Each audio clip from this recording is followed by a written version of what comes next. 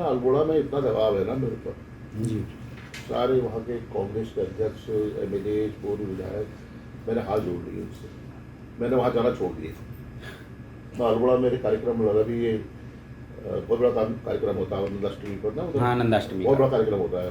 वो लोग यहाँ आके मुझे इन्विटेशन देके गए लेकिन मैं नहीं किया। लोकसभा चुनाव का समय नजदीक आते ही राजनीतिक दलों में टिकट को लेकर घमासान शुरू हो गया है। चुनाव लड़ने की चाहत वाले नेता टिकट को लेकर अपने पक्ष में माहौल बना रहे हैं। साथ ही शीर्ष नेताओं की परिक्रमा और चरण वंदना का दौर भी शुरू हो चुका है। कांग्रेस की बात करें तो यहाँ भी टिकट को लेकर घमासान मचा है। दावेदारी के स्वर लगातार मुखर हो रहे हैं। इससे कांग्रेस के भीतर उथल पुथल तेज हो गई है। इसी बीच नेता प्रतिपक्ष यशपाल आर्य ने भी नैनीताल उधम सिंह नगर लोकसभा सीट को लेकर अपनी दावेदारी रखी है। इसके साथ ही उन्होंने उम्मीदवारों के चयन से पहले आला कमान से ऑब्जर्वर भेजने की मांग भी रखी है। मीडिया से हुई औपचारिक बातचीत में उन्होंने इस संबंध में खुलकर अपनी बात कही। उन्होंने भाजपा व अन्य राजनीतिक दलों का जिक्र करते हुए दो टूक कहा कि उम्मीदवारों के चयन से पहले उनका धरातलीय आकलन जरूरी है।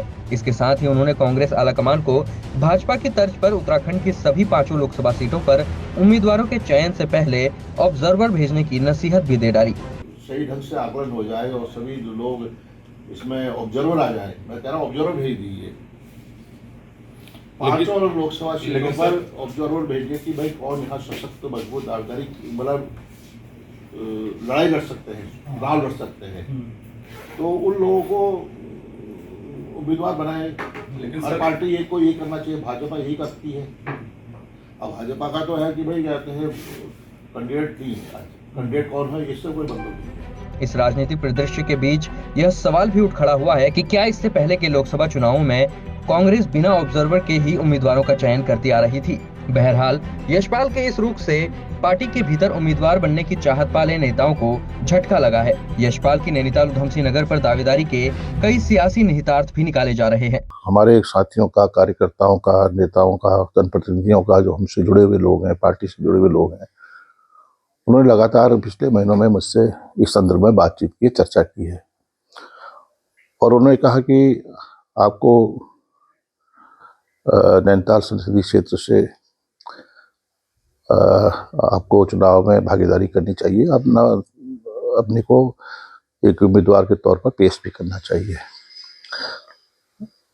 मैंने कहा कि पार्टी फैसला करती है, पार्टी का फैसला सबको स्वीकार भी होता है और पार्टी का निर्णय मेरे लिए सर्वोपरि है।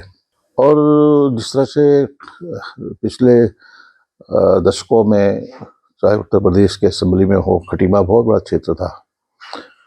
टनकपुर से लेकर ओखलकड़ा, धारी, गोलापार, चुरगलिया, शक्तिपालन, सितारगंज, नगवत्ता, खटीमा, बनबसा, ये पूरा क्षेत्र खटीमा विधानसभा क्षेत्र के अंतर्गत आता था। मुझे 2 बार उत्तर प्रदेश की असेंबली में खटीमा क्षेत्र की वहाँ जनता ने अपना आशीर्वाद सहयोग देकर भेजा।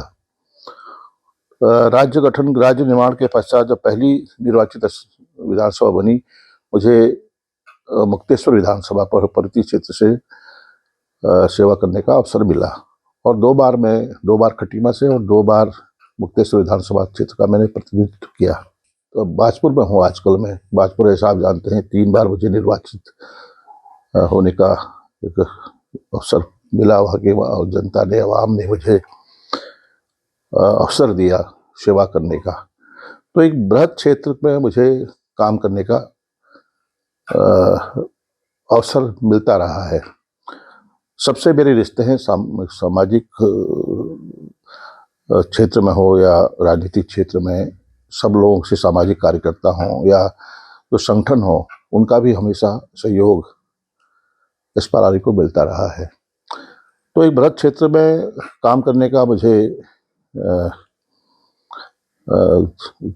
उस क्षेत्र की तमाम क्षेत्रों की जनता ने अपना विश्वास जताया है, भरोसा जताया है।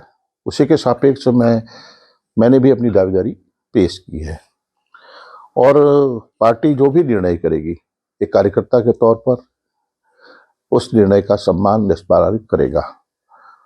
और जहाँ तक है कि चुनाव में कई हमारे साथी, हमारे नेता, वरिष्ठ नेता भी इस रेस में हैं, दौड़ में हैं अब ये मूल्यांकन करना और ये तय करना, जैसे मैंने कहा कि पार्टी को तय करना है और उसी आधार पर हम भी जो भी पार्टी का फैसला उस आधार पर हम काम करेंगे। फिलहाल उत्तराखंड जनादेश चैनल प्रदेश में लोकसभा चुनाव से पहले सभी राजनीतिक घटनाक्रमों और लगातार बदलते राजनीतिक परिदृश्य पर लगातार नजर बनाए है। हम आगे की रिपोर्ट में प्रदेश के सियासत को लेकर आपको अपडेट करते रहेंगे। इसके लिए आप उत्तराखंड जनादेश चैनल के साथ बने रहिए। पश्चिमी बंगाल